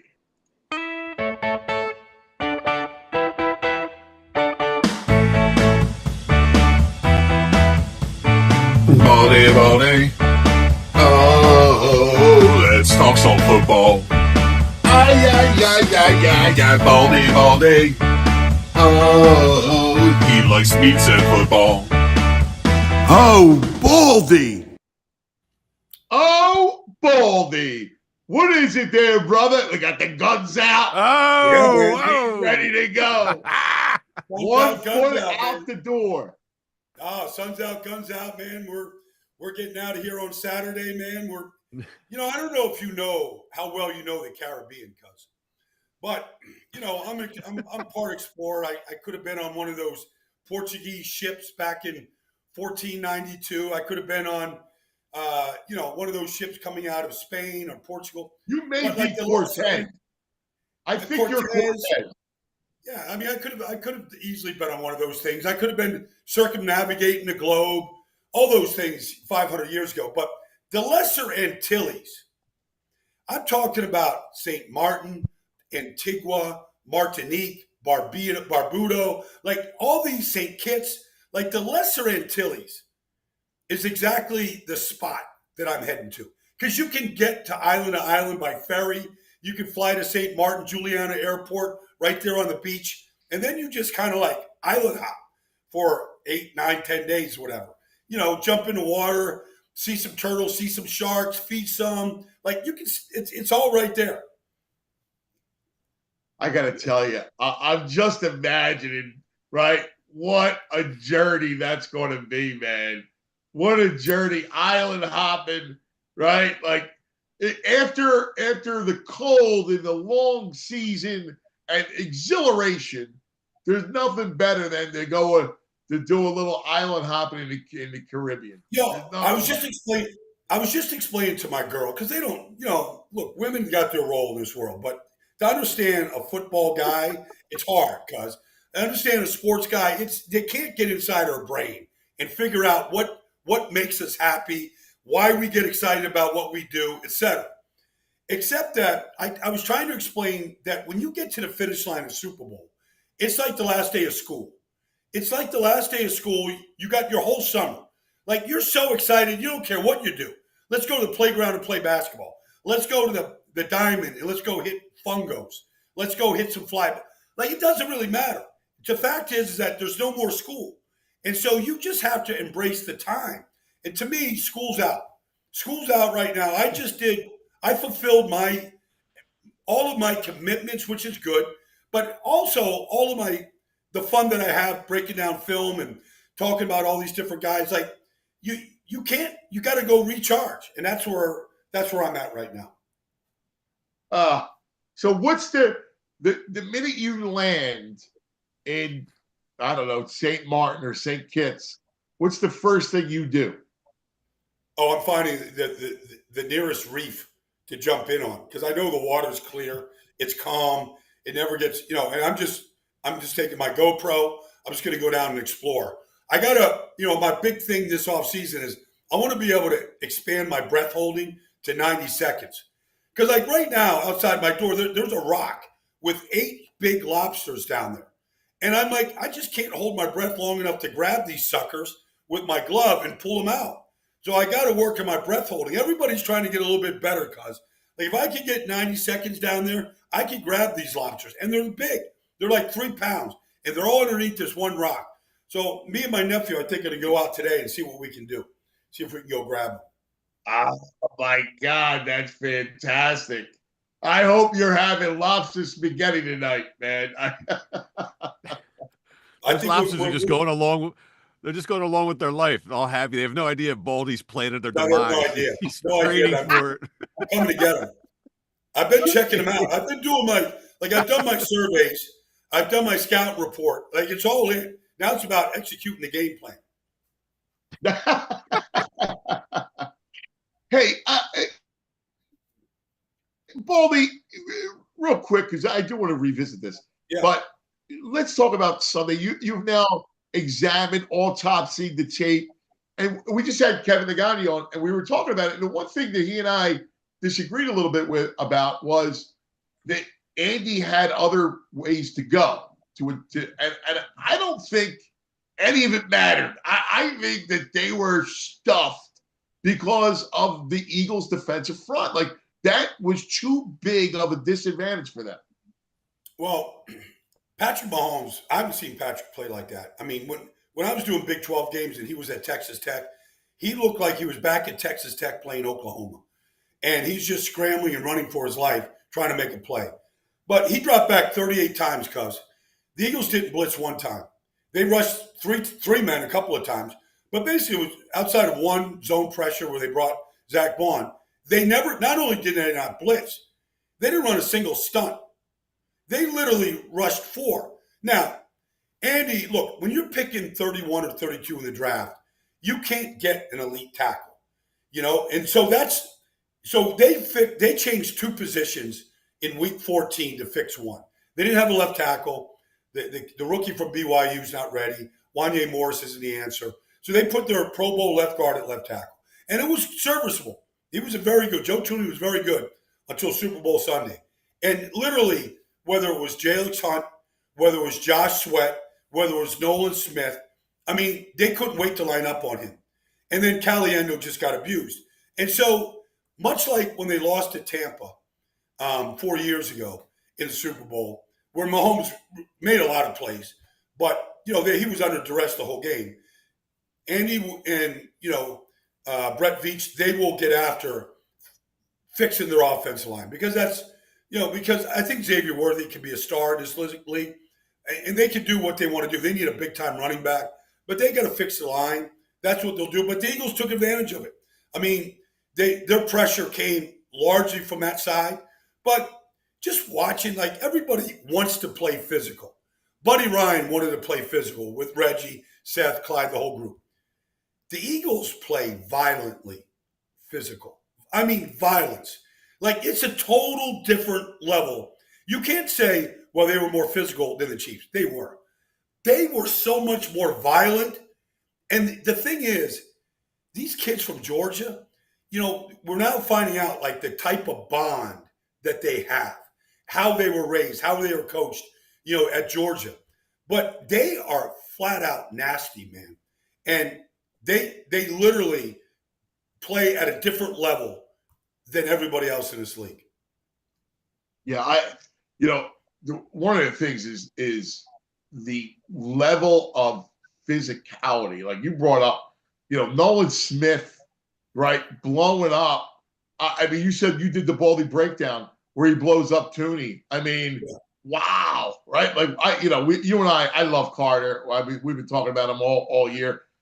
When you hone in on him, it's amazing. He's still getting pushed, double, triple team, and he's still killing Mahomes from coming up the middle. Like Mahomes couldn't step up because he steps up and there's the beast ready to devour him. He's a force. He's a force. In fact, I don't know if the Eagles get to Super Bowl Sunday without Jalen Carter. You think about the punch out against the Rams. You think about how he closed the game out when Stafford's going out there, put a dagger right in their carotid artery right there at the end. and there's Carter to finish out. I mean, those two plays that he did, secured that win against the Rams, and we were all nervous. We're all sitting there nervous going, are we going to lose this thing? Are we going to lose in our home turf in a snowstorm? And he made those plays. But he's just, you never know when he's going to just rise up and what he's going to do. But there's so many little things he does just to they all are trying to create these, literally punish these players and then literally stand over their success and almost flex for a second just to let them know, I just whipped your ass and I'm just going to let you, because that's what Nolan Smith does. That's what Carter, they whip their ass and then they kind of stare right in their face mask going, like that old clip from Lawrence Taylor, I'm here all day, sucker. I'm here all day. He said, I'm here all day to party with you. That's kind of what they say to these guys. One of the things I didn't like in the coverage was that it felt like it was, oh, well, the Chiefs lost. The Chiefs didn't play well. Mahomes was horrible. Andy didn't have any answers.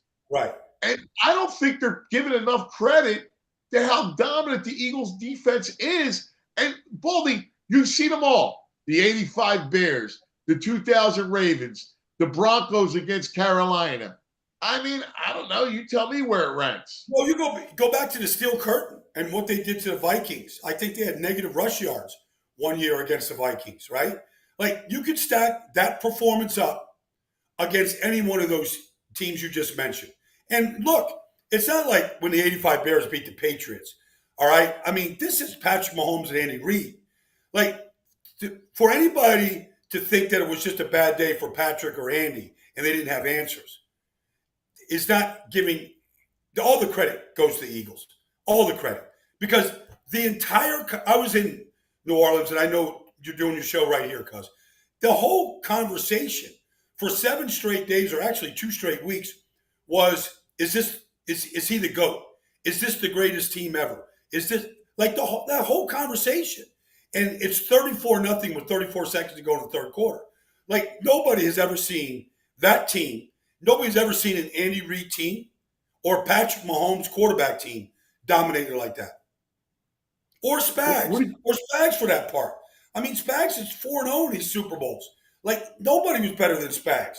And he had a good game plan to shut down Saquon. He just couldn't take it all away. And then you got to credit Jalen for making the plays that he did. Well, that's what I was going to bring up to you was on offense. Listen, I agree with you. I thought his game plan was pretty sound. And I thought that sooner or later, Jalen made you pay. He played like Magic Johnson, right? He led the team in rushing, right? So when he saw it, he took it. And then he goes down the field to Dotson. Then he goes down the field to AJ, right? And then, of course, the party throw to Devontae. So, to me, he was like Magic Johnson playing point guard. Yeah. No, I mean, you don't have the idea that you gotta throw for 300. You got to do all the even the interception. They put the Chiefs at the 2-yard line. The next thing you know, they're punting out of their end zone. He really didn't make a bad play or a bad decision, and he made some good decisions. Even the throw to Jahan Dotson, which was the 4th throw of the game, even that throw. He checked at the line of scrimmage. He read the coverage correctly pre-snap. He knew he was getting one-on-one with Dotson against Watson with no safety in the picture. He had the 3-by-1 look. That was a great decision. Even the throw to AJ that got called back because of that phantom offensive pass interference call. It's just a great play. It's a great throw. Would you have played it differently? You played the Eagles differently? And try to, you're always going to try to take away Barkley, and try to slow him down, but not commit that deeply. I don't know. I don't know how you would have attacked them. I thought it was a great game plan. I mean, they played 2 high safeties to try and eliminate AJ and Devontae. They pressed outside on the wide receivers. I said, nobody can stay in front of AJ Brown. I don't care if it's, I don't care what player it is, Watson or McDuffie. They're not staying in front of A.J. Brown. In fact, you read the quote by A.J. probably this morning where he said winning the Super Bowl, really that wasn't that big of a thrill to him because all he cares about is just dominating when he's out there on the field. And he didn't feel like he got enough chances to do it. But that's his mentality. That's fine. But and then you're going to play those three big linebackers, which hurt them in pass coverage. Because on the throw to Devontae, they doubled A.J. Brown with Cook and with McDuffie. And so now, you get one-on-one with Devontae, and they had max protection. And this other safety dropped down and got her. He got one-on-one with the whole field, against Jalen Watson, who's a good player, but, very few guys can run with Devontae and A.J. Brown. So I thought the game plan was good. Leo Chenal is a good player, and Bolton is a quarterback, and Tranquil is a beast, and they were good against Saquon, really good. But, to their credit, Kellen Moore, Jalen, you can't take all those guys away. And we thought so, in leading up to the game, you can't take it all away. So prioritize it, and they did that. If you're going to go max credit, max love, Howie? I keep looking at this roster and I go, oh my God, look at them. They're also set up for years to come. Like, we know the greatness of Stoutland. We know the greatness of what Fangio did, how terrific Nick got it all buttoned up. But the players, the roster itself is a damn good roster. Well, think about this. The Eagles had the first pick at corner, all right, and they took the right guy. Detroit took the second guy, Terry and Arnold, and there was a toss-up. So Detroit's first two picks were cornerbacks. They didn't make a dent in that defense, right? The Eagles' first two picks are Quinion, and I call him Cooper the Jam because he jams people at the line of scrimmage. Kelsey couldn't get off the line of scrimmage against him, and his tackling is ridiculous. But you show me another. Now I know it's 1 year, but it is a Super Bowl win, and it is the number one defense. You show me any draft, and I got this new software coming that's being delivered to my house, which can basically show you every team's drafts in a second, and good, bad, or ugly. They graded them. It's all. You show me a draft in recent history where the first two picks were as good as what Howie just did. Then you show me anybody could have Zach Bond. His contract was up. He was a free agent. He was a third-round pick out of Wisconsin. Anybody could have taken Zach Bond. The guy filled up. He was the best inside linebacker in the league this year. Anybody could have gone and gotten Saquon. Only the Eagles did. Every single move he made was the right move. But even if you take Bryce Huff and it doesn't work out, well, how about signing Clint Hurt as your defense line coach and developing these guys? Because I've seen Clint work these guys out before a game. And I'm telling you, first of all, Nolan Smith is a great kid. He's just a great kid, And so now you get a great kid that's a worker, and he's twitched up like you can't believe. And all he did from week 6 to week 23 is improve every week. To where the point where I don't know if there's a more dominant edge rusher right now in all of football. And it used to be if you're 238 pounds and you're playing on the edge, all you do is run at him. Except you can't, like his technique and his leverage and his hands and his explosiveness and his ability to get off blocks, it's not a liability. But you tell me, I love Max Crosby. Max Crosby didn't force a fumble this year, right? Nick Bosa was not a dominant player this year. You stack, there's Myles Garrett, but he's a top 5 edge rusher in this league right now. BG, you hear that? I'm hearing You think about it. You put Brandon Graham out there on the field for 13 plays. He's retired. Great person, great player, right? 2 Super Bowls, finished out 1 Super Bowl. BG walks into the sunset. Here comes Nolan Smith. Here comes Jalen Hunt. That kid's coming on. He's going to be a player, Baldy. Hunt's a player. He's going to be a player. So you tell me. And so we had Joe Banner on a couple weeks ago, right? And we asked him about, Bryce Huff. He's like, yeah, but they drafted. So, you think about, I remember when Jalen came out and I advocated with the 53rd pick, take Jalen Hurts and develop him. Well, little did we know that Carson was going to go sideways or south. And here you go. Like, you never stop adding talent to your roster and then developing that talent. And now you got a Super Bowl MVP with the 53rd pick. All these quarterback needy teams, Giants, Jets, pick a team, right? They're all, okay, is it Shador? Is it Cam Ward? We know the names. But are any of them going to become Jalen Hurts? I don't know. We don't know the answer. But, like, Howie's like, honestly, you got to give Howie all the credit, man. Like, because last year, to see the season, and we were all there, to pile on the collapse that they had, nobody had any answers. To rebuild this team, and simultaneous, just for fun, Eagles fun. There's the Cowboys saying, we're fine with our roster. Really? You're really fine. We knew it, that Howie was running circles around Jerry Jones, literally running circles around him. We knew the upgrades. We didn't know how big the upgrades were going to be. But why wouldn't Micah Parsons want to come here? Why wouldn't anybody want to come here in free agency? Because they've proven that they can take a team that was a good team last year, start off great, collapse, and go, we're not happy with this. We're going to go fix this. And they fixed every single weakness they had. Dude, Howie's year, he missed on his biggest off-season signing with Huff. Totally missed on that, and it had no effect. They win the Super Bowl. Just a remarkable year.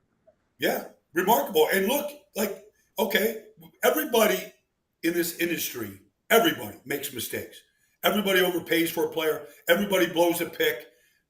Howie's done it on the offensive line with guys that they traded up to go get. Guys didn't love the game. But what you do is you just keep adding and creating competition and then coaching your young players up. And that's what's missing for these teams. The Patriots have $120 million to spend in free agency. Great. Go overspend for a veteran. Sometimes you get a Saquon out of the deal. Great. How about just drafting talented young players and actually developing them? That never goes out of style. And that's what the Eagles did this year. That's incredible. Oh, my God. I know when you think back and you look forward, you go, all right, they're probably going to lose Sweat. They're probably going to lose Milton Williams. They'll probably lose Becton. But they're set in all youth and blossoming players. Like, the youth on this roster is unbelievable, right? There's so much talent. The stars are locked in, and they'll be able to tweak. I mean, they ain't going anywhere. You're going to get Nakobe Dean back, okay? Yep. We haven't really even seen Keely Ringo really play yet. But we don't even know if he could take over for Slay one day, whenever that time comes. Got Steen taking over for Becton. Steen is filled in up and down the line, left guard, right guard. So Juergens, Dickerson, Malata, Lane's coming back. You might have a hole at right guard. Goddard's in. Calcaterra really came on. Gainwell is an unbelievable change of pace back. The kid had 2 solo tackles on kickoff returns. In fact, one was a great tackle. It saved the big return. It didn't just a big return. It's a touchdown. The kid's going to the house. He's going to the house. It's going to be a house call right after the Eagles scored the first touchdown, and he makes a game-saving tackle, at the 35-yard line. All right. Well, when do you leave? When do you ship off for the Caribbean? Saturday. Leaving Saturday. Saturday, probably. I never really. I'm not an organizer. I just know the flight and figure everything out. I know there's ferry schedules. I just kind of play it by ear. My girlfriend's a planner, but she's figured this out. We're gonna have fun no matter what we do. So I think we're gonna leave on Saturday morning.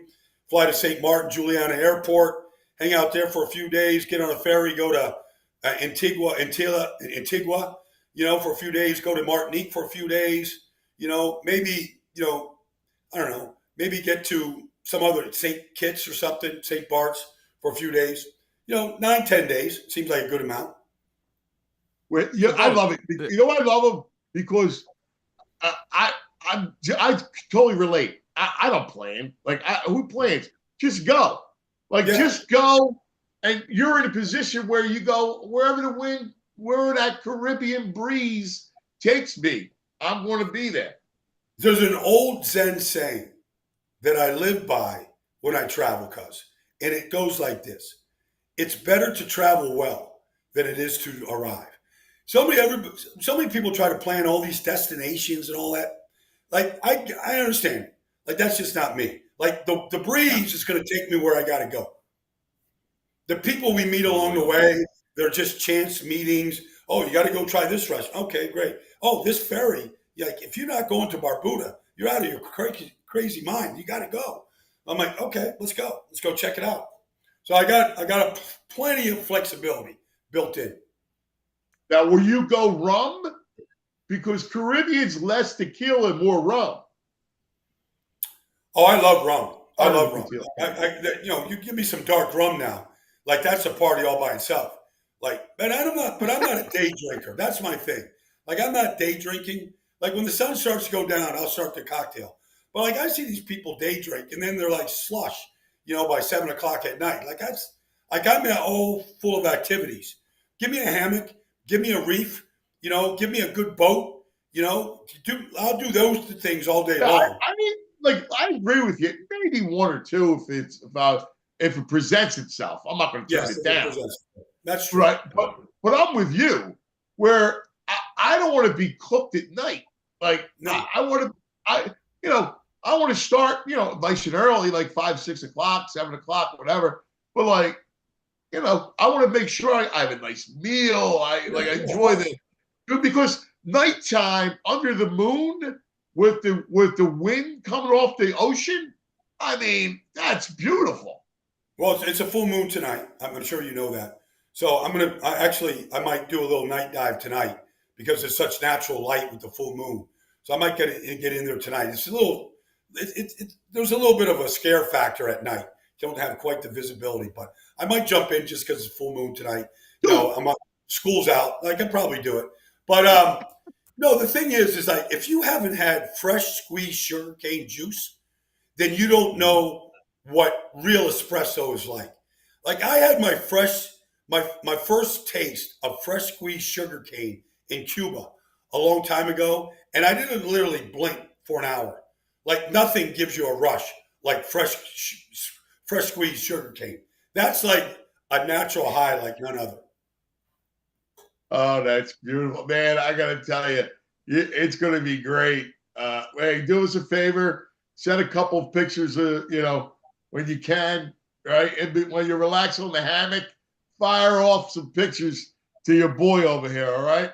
I'll take care of you, cuz. I'll give you the private version.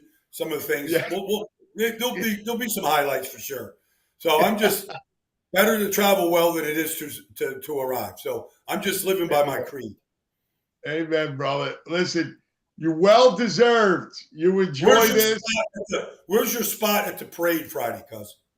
So we're going to be on the Parkway. So we're just actually waiting to find out the details, but we'll be on the Parkway. What direction is it going? Is it going from the art museum to the Lincoln Financial? What's the route? So it's going to the art museum.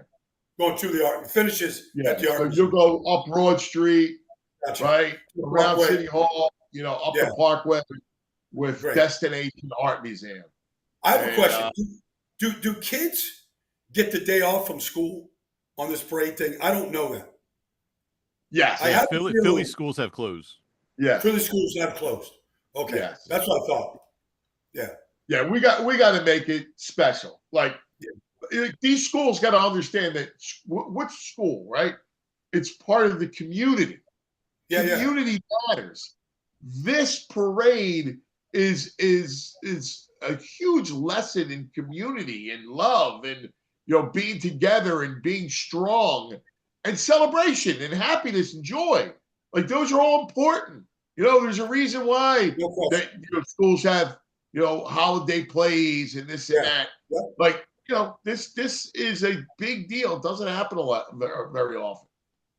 Last question for you, cuz. So obviously the parade 7 years ago, Kelsey in his mummer outfit stole the show.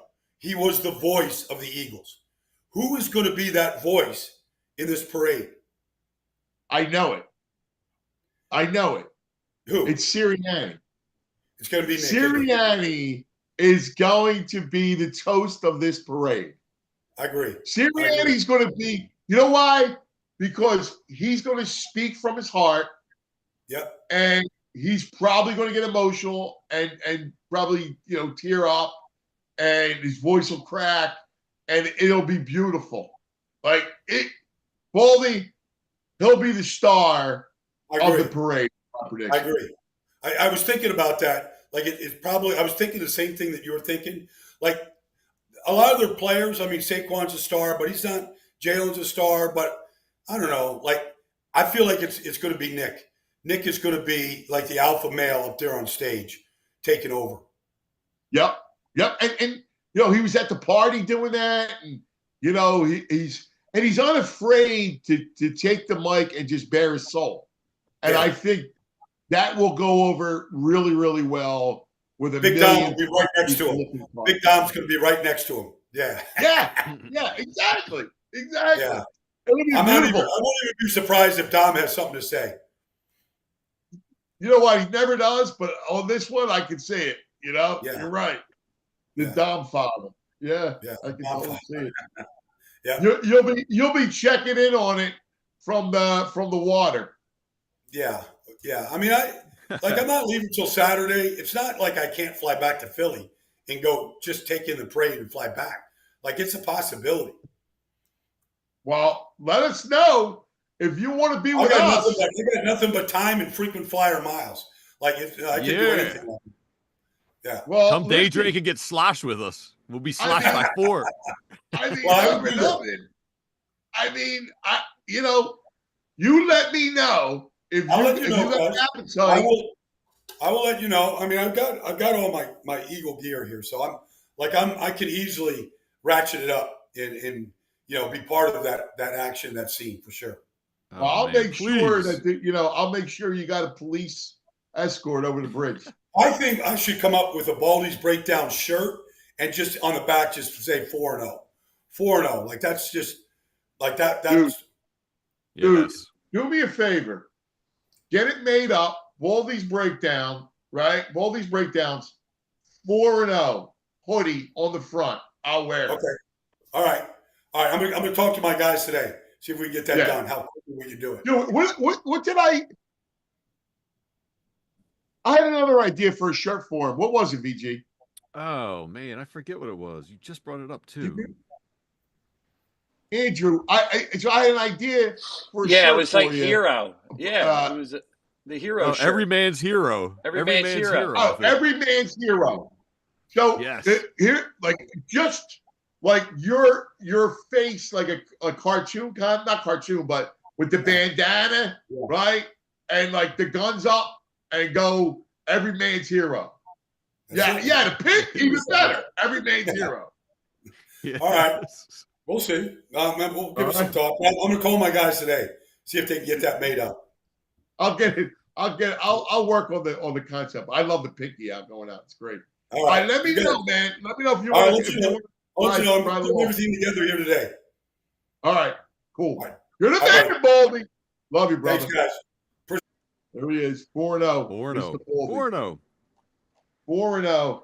Wow. Hey, just for our listeners who can't get to the Antilles, if you want to taste some pure cane juice, sugar cane, you go down to FDR Park every Saturday and Sunday to the East Asian Mart, and they got it down there. It's fantastic. They got sugar cane. They squeeze the juice right out of it. Are you serious?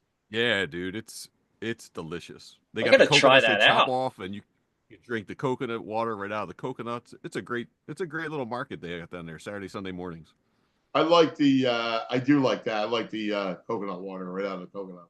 Yeah. That's delicious. Hey, let's tell you about a couple of our friends. We got some videos to show you.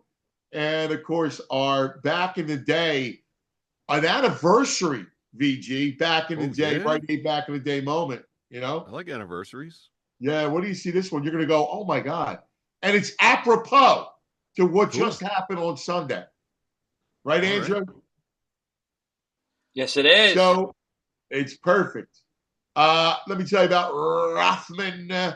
Our friends at Rothman Orthopedics, joint aching, hands cramping, back out of whack, Rothman's got you at Rothman Orthopedics. Practicing specialized care has been their passion for over 50 years. Their mission, high quality, compassionate, and affordable care, rooted in research. Research leads to new treatments and better outcomes. Research is right. Each Rothman doctor laser focus on their specialty. Hip, knee, spine, you name it. They have a team for every body part right in your backyard so you can cross over that defense, train those driveway jumpers, root for our teams like no other fans in the country. They are Rothman Orthopedics, and they specialize in you for more than 50 years. Rothman has specialized in you and in orthopedics and you. Visit RothmanOrtho.com/PHLY to learn more and make an appointment today. Take it away. All right. Yeah, let's talk about TrueMark Financial Credit Union. Hey, did all that holiday shopping leave you with a credit card balance that's weighing you down like me? Now, what if you could pay it off faster and with zero interest until 2026? It's true because TrueMark Financial is offering zero interest on balance transfers for 12 months, so all your payments can go to reducing your balance and not just covering interest. Here's the play. Transfer your existing balance from another institution to a TrueMark Financial Visa credit card and take advantage of this amazing offer. But you got to hurry. You have to apply by February 28th, 2025. So whether you're interested in earning rewards, cash back, or simply prefer a low rate for everyday purchases with TrueMark Financial, you can choose the credit card that best fits your financial needs. Visit TrueMark.com/compare for full details and to apply today. TrueMark Financial, federally insured by the NCUA, equal opportunity lender. Terms and conditions apply. Also, all loans subject to approval. 3% balance transfer applies, and standard rates apply after the promotional rate has run out. Check it out. TrueMark Credit Union. Yeah. All right. We also have some incredible T-shirts for sale right now. We are calling this the Gold Standard. That's right, just like Jeffrey Lurie and Howie Roseman calling the Eagles the Gold Standard. We are calling this collection the Gold Standard. So you can see there are some really, really cool looking shirts there. You probably won't get it before the parade, but you can be rocking it all off season long, and you can rub it into every Dallas fan that's in the city. So please go ahead and get one of these shirts. They're a hot item. And on top of that, we also have a Die Hard sale that's going on currently. An awesome sale. Not entirely sure when it's going to end, but you can get a Die Hard membership for $48. That's it, $48. And that's going to get you an invite into our Discord lounge where you can hang out with everybody and talk about all our sports. That's also going to get you access to all of our writers. You're going to get Fran Duffy. Exactly. Yeah, man.